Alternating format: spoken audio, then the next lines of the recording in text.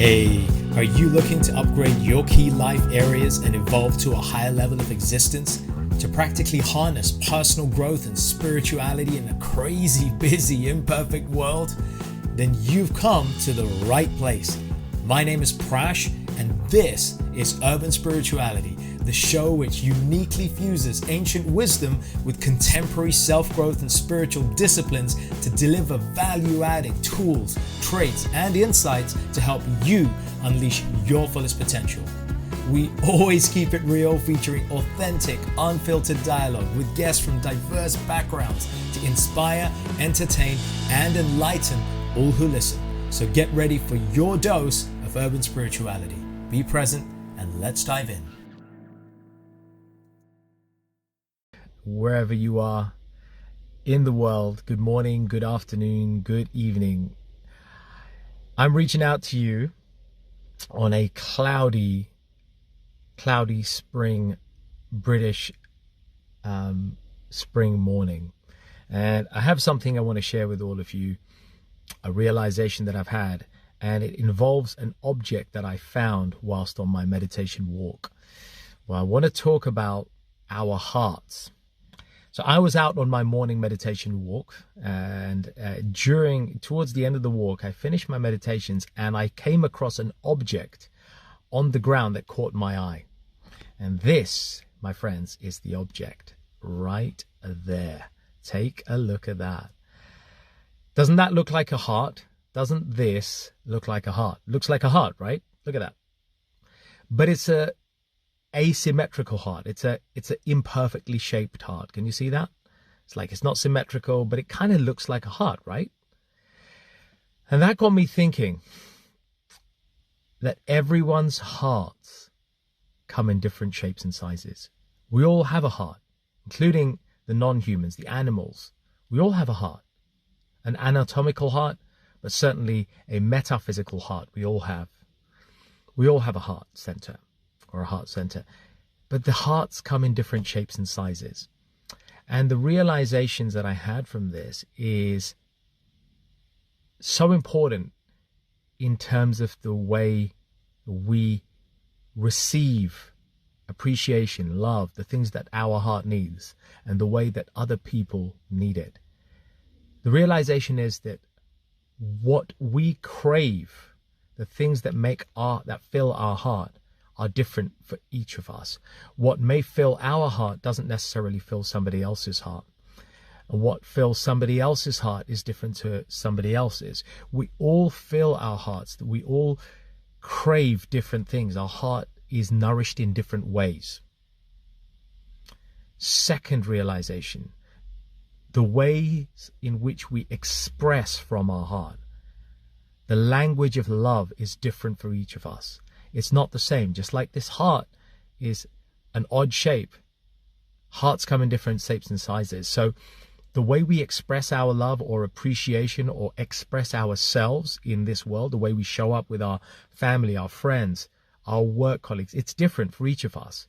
We show up in different ways, and the way we express ourselves is different. And thirdly, the way we interact with one another, the things that hurt us or the things that we might do that might hurt others, it's all different. And that is the point that I'm trying to make in this little recording, this wisdom share, that hearts come in different shapes and sizes. And the wisdom is to learn how to navigate and how to deal with each person individually according to the shape and size and state of their heart. For example, you may be in a really happy state right now. You may be really excited. Your work is going great. Your health's great. Your life's great at the moment. But somebody very close to you, your partner, a family member, is going through a really tough time. So you need to become sensitive as to what their heart needs at this point in time. Maybe they don't need a ton of joy and laughter. What they need is appreciation, reassurance, love, comfort, understanding, being still. So what their heart craves is not what necessarily your heart wants to give at that point in time. And it's for us to learn to navigate and dovetail what we offer according to what the other person needs, And similarly, by the same token, somebody may want to express their heart to you in a certain way, and you may not necessarily be looking for it that way, but it's learning to appreciating it. It's appreciating their love language. They may express their love. You may be craving somebody to appreciate you, to speak great words to you, to say how amazing you are, and to fill your ears with all those wonderful compliments that you know you deserve. But the way they show up and give it to you, let's say it's your partner, your mum, a family member, your child, they may show it in a different way. They may cook you a meal. They may say, hey, let's go to the cinema. Let's go hang out. Let's go out somewhere. Let's do a little outing together. That may be their way of trying to show their appreciation to you. Now, it may not be the way you wanted it, but it's their love language. So this is what I mean. Hearts come in different shapes and sizes. Hearts express in different ways, and they crave and want different things. So if we can tune in to the shape and state of that person's heart and know that, look, they're trying to express their love for me, but it's in their way. Yeah, I want to hear it, but they want to kind of demonstrate it. They want to cook for me. They want to go for a meal with me. They want to buy me a gift. That's their way of expressing their love for me. Does that make sense? And similarly, we may be that way, right? We may want to express our love, our appreciation of somebody close to us, but in our way. Now, it may not be the way that they kind of necessarily perceive it. So we have a choice. We could, of course, give it in our way, but let them know that this is our way of expressing love. This is your way. Let them know. Or maybe ask them, how would you like to be loved? How would you like to be loved? How would you like to be appreciated? What fills you? And then modify what you give and how you give in the way that they would want it. I think that's the wisdom as leaders, in our businesses, in our families, in our communities, as leaders in our own little ways. We're all leaders in some way. It is upon us to embrace that act of self-leadership. And when I say leaders, I don't necessarily mean that you're leading communities. You don't have to be, but it's about self-leadership. We're all leaders in that way. We can improve our self-leadership abilities by learning to tune into other people's love language, by what it is that their heart craves, and then aligning ourselves to be able to offer that, or be able to express that, hey, I'm going to offer, I know I want to love on you in this particular way. This is my way of expressing my love for you. And in the same way, we can learn to become more sensitive as to what hurts a person. Just like this heart is a particular shape, right? Your heart is not this shape. What triggers you, what may hurt you is different to what hurts me. So it's about learning to understand a person's values, learning to understand what their boundaries are.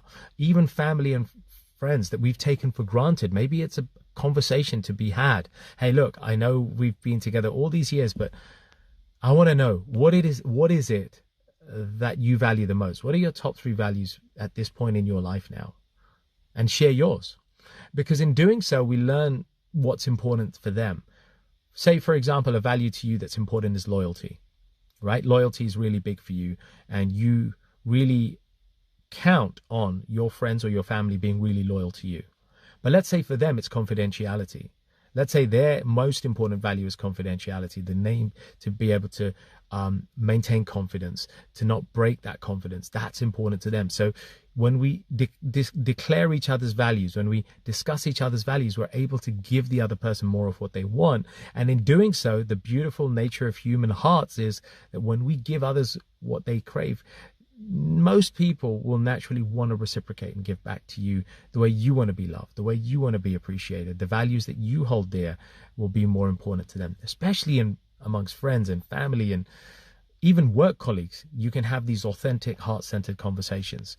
So, my friends, I invite you, explore and don't underestimate the differences in the size and shapes of our hearts, and use it to your advantage to make you a better leader, a self-leadership. Use it for your self-leadership, and use it as a way to improve the loving relations that you have with your friends, your family, your colleagues, strangers, and give that love. So I hope that's been of value. That's a little bit of urban spirituality, wisdom on the go, which I always like to do, on the fly, wisdom on the go. I hope it serves you, and if it has, please share this video, share this wisdom with somebody. And of course, it will be uploaded on the podcast very soon. If you haven't already, check out the podcast, Urban Spirituality. I'm always sharing some kind of wisdom on the go, even if it only makes sense to me. At least it's an authentic expression of what I got that I feel I want to give to all of you out there, whoever you are, and whenever you need it. So tune into it, Urban Spirituality, iTunes, Spotify, all the usual platforms. Google it, you'll find it free, and the YouTube channel of the same name. And I'm going to leave you with an invitation. If you're picking this up, and if you're anywhere near London or within the UK, I would love to invite you to our signature experience called Going Deeper. The next one takes place on the 11th of May, Thursday the 11th of May in Greater London, Northwest London. The one after is on the 25th of May. We will come together and you will be able to showcase and experience an upgrade in your heart, your emotions, your clarity like never before. It is a peak experience. Going deeper, if you can commit 4 hours of your time on those dates, direct message me and let me know. And of course, our signature retreat, the Summer Recharge and Refocus Retreat. We're halfway through the year. I want to create an opportunity for all of us to come and recharge and refocus for the year ahead, for what's left to really make a beautiful 2023, despite any obstacles. Let's clear those out. That's from the 2nd till 4th of June, an hour from London, and it's in a beautiful setting. We went there in November. I've been running retreats for 14 years, those who you know. So we are masters at doing this, and we'll create a beautiful signature experience of mind, body, soul, unlike anything you've had before. 2nd, 4th of June. Let us know. Get in touch with me, and I'll fill you in on the details. That's it from me. Wishing you a beautiful, blessed week ahead. Share your comments on the heart thing, if you will. And let's help each other, as always, care and share and grow. One love. Peace out. Namaste. Hey folks, thanks so much for listening. I really hope you enjoyed this episode, and as with all our episodes, found something to inform, inspire, and empower you in your personal and spiritual journeys in life. As always, feel free to leave a little love through your ratings and comments, subscribe, and share it with those you care about. And take your personal and spiritual evolution to the next level by joining us on one of our unique events, workshops, or retreats, or taking advantage of our personal and professional coaching packages. Find out more about us at mantratherapy.co.uk. I'm your host, Prash K. This is Urban Spirituality, and we will catch you on the next episode.